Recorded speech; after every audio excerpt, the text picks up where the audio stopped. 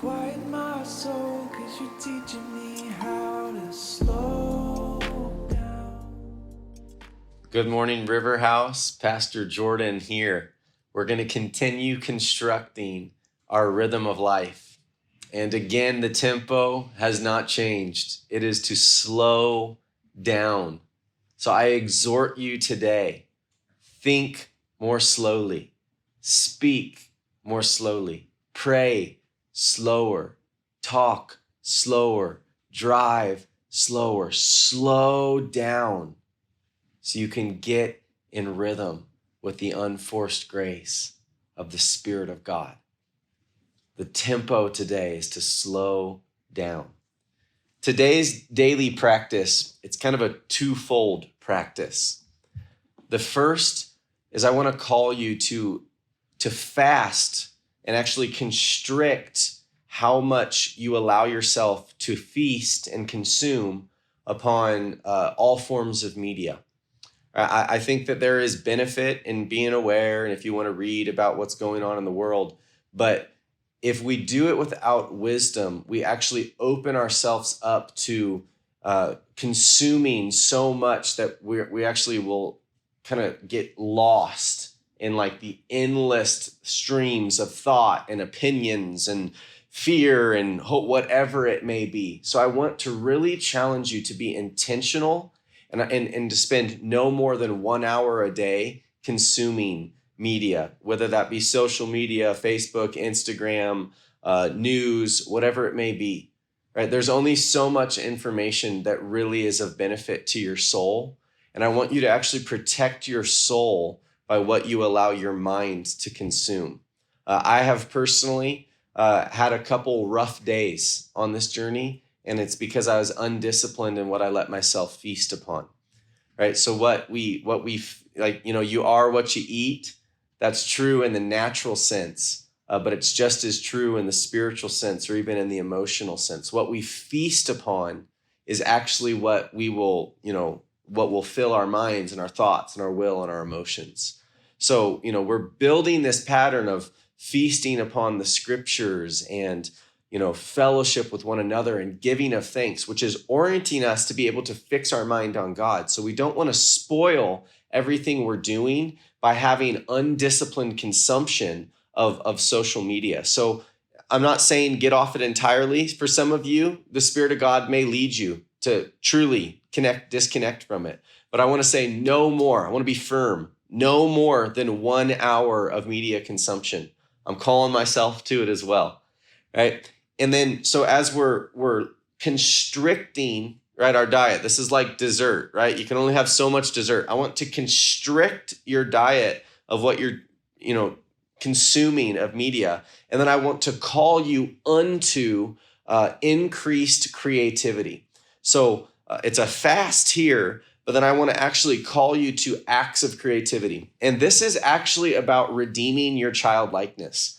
I believe God wants to, in a sense, resurrect the childlike parts of us that actually die in patterns of overwork and overbusyness, right? When I was a kid, I remember there was the different things that I was obsessed with, but I remember at one point I was obsessed with grasshoppers. Why? I don't know, but I would spend endless hours running around fields trying to catch grasshoppers. And then it's kind of disgusting, but then I would also catch praying mantises and I would stick them in the same bug box and I would sit and watch the praying mantis eat. Okay, you get the point. My mom thought it was disgusting, but I loved it, right? There's something about childlikeness, right? I didn't need people to give me, I didn't need to constantly be spoon-fed entertainment and all these things. I knew how to go create fun. Right? There's something about being childlike that you're just creative. You think about things, you play sports, you write, you read, like you don't need everything to be regimented. You don't always have to be a consumer. And I feel like God is actually creating opportunity for us to redeem this part of our lives. And so I want to challenge you, instead of just consuming media and saying, wow, I'm stuck in my house today. And, what am I going to do? And twiddle my thumbs or whatever it may be. I want to challenge you. Get creative. Do something creative. Read a book. Spend time creative writing. Do something artistic. Maybe a household project. Build something with your hands. Get on YouTube and do a DIY project. Get in your yard and maybe make a flower box. Like, do something creative, because when we are creators, we actually are becoming powerful and we're creating joy, right? Children are amazing at creating joy. You can put children just about anywhere, they will create joy because it's in our nature to create. We are first creators, second consumers. We're to consume to give us fuel. Even if you think in the natural sense, we consume food to give us energy to fuel our creativity, right? But the world's gotten twisted in some ways where it's almost as if our creativity, our energy of creativity gets zapped because we constantly just consume and consume and consume. Let's write this pattern and let's be disciplined in these days. Constrict how much you're consuming of media. And instead of fixing and all this information that we really are powerless to do anything about, right? You can be aware, we can pray, it's not all bad. But let's limit this so that we have more space and then intentionally engage in creativity. Powerful, creative acts that release joy. Simple things, big things. Yesterday, Jackie and I, we went and cleaned our cars, scrubbed the cars, I waxed hers, I did all these, and it was like, how much fun, honestly. I worked with my hands. It was like I took delight in what I was able to do. It was a creative act, right? So don't get stuck in your head.